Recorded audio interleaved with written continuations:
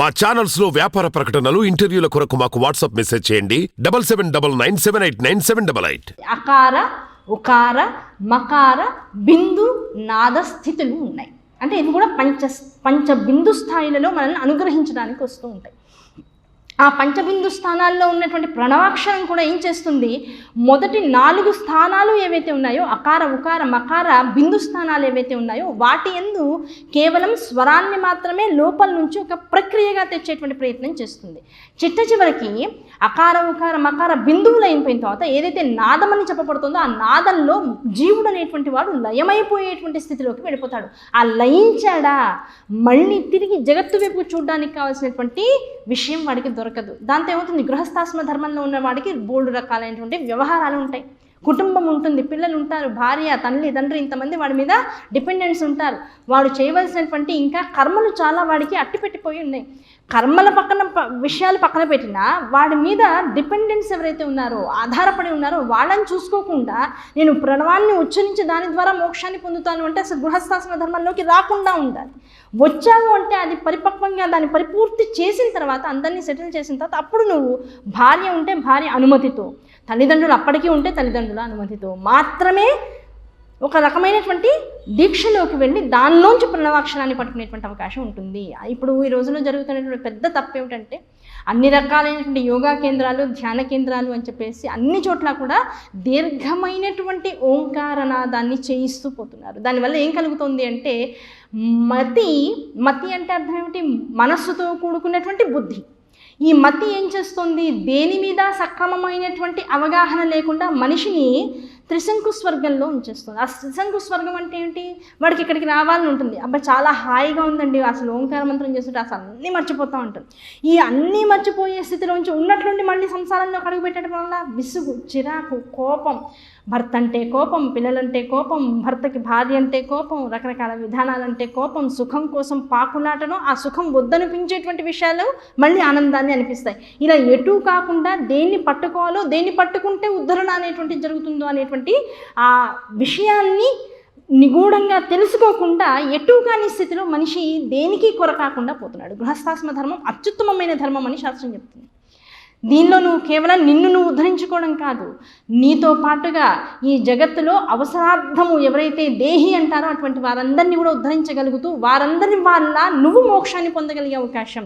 కేవలం శివుడి మీద నీ టైంని బట్టి కాస్త శ్రద్ధగా, భక్తిగా ఒక నామాన్ని ఉచ్చరిస్తూ కాస్త నీళ్లు పోసి ఆయన కాస్త గంధ, పుష్ప, అక్షతతో పాటు నివేదన, దీపారాధన చేసినా చాలు ఈ పంచ పూజలతో ఆయన ఆనందించేస్తాడు. అటువంటిది గృహస్థాశ్రమం. నీ మనస్సు ముఖ్యం, నీవు చేసేటువంటి కర్మలు ముఖ్యం, దాని యందు శ్రద్ధ ముఖ్యం, దాంతోపాటుగా నీకున్నటువంటి ఆ లోపల నిజాయితీ ముఖ్యమని చెప్తూ ఉంటాం.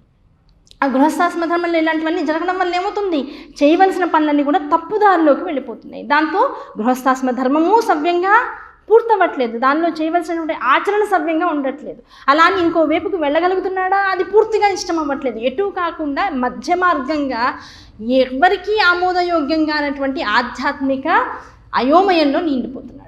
రకరకాల చూసినాం, ఎక్కడెక్కడ చూసినా, ఏవి చూసినా చాలా బాధాకరంగా ఉంటుంది.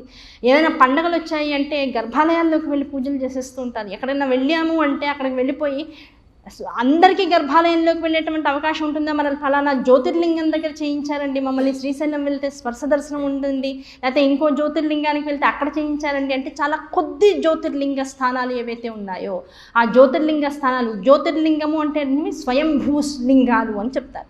ఆ స్వయంభూలింగాలైనటువంటి వాటిల్లో అవి ఎవరెవరి చేత ముందు స్వయంభూ అనేటువంటివి ఎలా వస్తాయంటే శివుడు తనకు తానుగా జగత్తుని ఉద్ధరించడం కోసం తన విభూతిని, వైభవాన్నంతటినీ కూడా అక్కడ కేంద్రీకృతం చేస్తూ ఉంటాడు. అది ఎటువంటి కేంద్రీకృతమైనటువంటి స్థానము అంటే అక్కడ ఎన్ని దాడులు జరిగినా, ఇదివరకు చూడండి ఎన్నో మతాల వాళ్ళు, ఎన్నో రాజ్యాల వాళ్ళు, పై దేశాల వాళ్ళందరూ వచ్చి మన మీద దాడి చేశారు, ఎన్నో విగ్రహాలని పగలగొట్టేశారు. ఆ పగిలిపోయిన తర్వాత మిగిలిపోయినటువంటి చిన్న చిన్న ముక్కల్లో కూడా అంతటి శక్తి ఉంది. అంత శక్తి ఆయా శివలింగాల యందు నిక్షిప్తమై స్వయంభూగా ఉంది కనుకనే ఆ నిక్షిప్తము శిథిలమైనటువంటి శివలింగం కూడా ఇంకా భారతదేశాన్ని, భారతీయతని, ఆధ్యాత్మికమైనటువంటి వాంగ్మయాన్ని, ఆధ్యాత్మిక తత్వాన్ని ఇంకా ఎన్ని జనరేషన్స్ మారినా ఇంకా మనలో ఉండేలా చేస్తుంది. ఆ శక్తి అలాంటి. కనుక ఆ శక్తిని పట్టుకున్నటువంటి వాళ్ళు, దాన్ని ముట్టుకున్నటువంటి వాళ్ళకి ఆ శక్తి ప్రవేశించేటువంటి అవకాశం ఉందో లేదో వీడి యొక్క యోగ్యతని పట్టి వస్తుంది తప్ప దాన్ని అందరూ ముట్టుకోవడం వల్ల తొలగిపోయి దానికి నష్టమయ్యేటువంటిది మాత్రం ఏమీ లేదు. అటువంటి గొప్ప స్వయంభూలింగాలలో, అది కూడా అన్ని జ్యోతిర్లింగాలలో కాదు, 3వ 4వ జ్యోతిర్లింగాల దగ్గర మాత్రమే వెళ్ళి లోపలికి వెళ్ళి స్పర్శ చేయగలిగేటువంటి అవకాశం వస్తుంది, దర్శించగలిగేటువంటి అవకాశం వస్తుంది. మిగతా ఏ జ్యోతిర్లింగాలకి లోపలికి వెళ్ళడానికి అవకాశం లేదు. జ్యోతిర్లింగాలకే లోపలికి వెళ్ళే అవకాశం లేకపోతే ఋషులచే చక్కగా ప్రతిష్ఠింపబడినటువంటి లింగాలు కొన్ని ఉంటాయి, దేవతలచే ప్రతిష్ఠింపబడినటువంటి లింగాలు కొన్ని ఉంటాయి, ఇంకా తర్వాత మనం మానవులచే ప్రతిష్ఠింపబడినటువంటి లింగాలు కొన్ని ఉంటాయి. వీటి యొక్క శక్తి ఎంతవరకు ఉంటుంది జాగ్రత్తగా పరిశీలిస్తే మానవులచే చేయబడినటువంటి ప్రతిష్టాపన ఏదైతే ఉందో దాని యందు చాలా పరిధిని ఉపకరించుకుని అక్కడ జరిగేటువంటి ఆగమశాస్త్ర విధానాన్ని బట్టి ఆ ప్రతిష్టాపన జరుగుతుంది.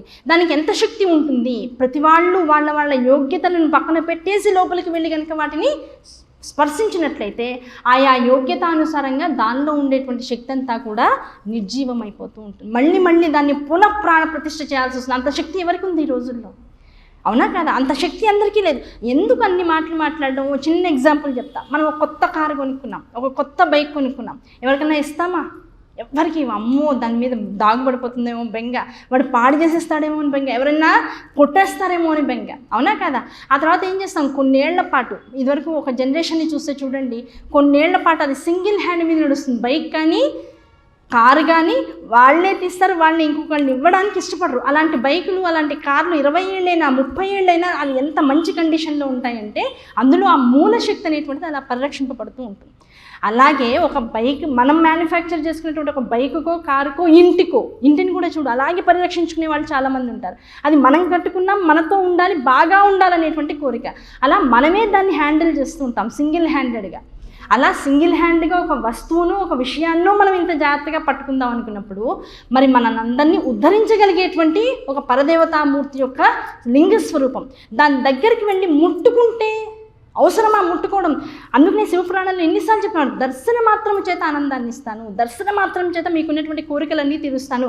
ఆ దర్శించి ఆ దూరం నుంచి 100 మంది ఉన్నారు, 101వ మనిషిగా అందరి మంది వెనకాలెక్కడో నుంచి ఆ వెనకాలెక్కడో ఉన్నటువంటి స్థానంలోంచి కూడా చిన్నగా కనపడుతున్నటువంటి శివలింగాన్ని చూసి నమస్కారం చేసుకుని నోటితోనే శివ శివ శివ అని 3 సార్లు అనుకో, చాలు, ఉద్ధరింపబడిపోయావు. వెళ్ళాలి, ముందు వరుసలో నుంచోవాలి, ఆ తీర్థం పడిపోతుంటే తీసుకోవాలి, మళ్ళీ ఆయన విసుక్కుంటే బాధపడాలి. ఇన్ని రకాలు ఎందుకు నీకు? ఏమీ అక్కర్లా, దర్శనం చేయవయ్యా. నువ్వు వచ్చేది ఎవరి కోసం? ఇక్కడికి నా కోసం వస్తున్నావు.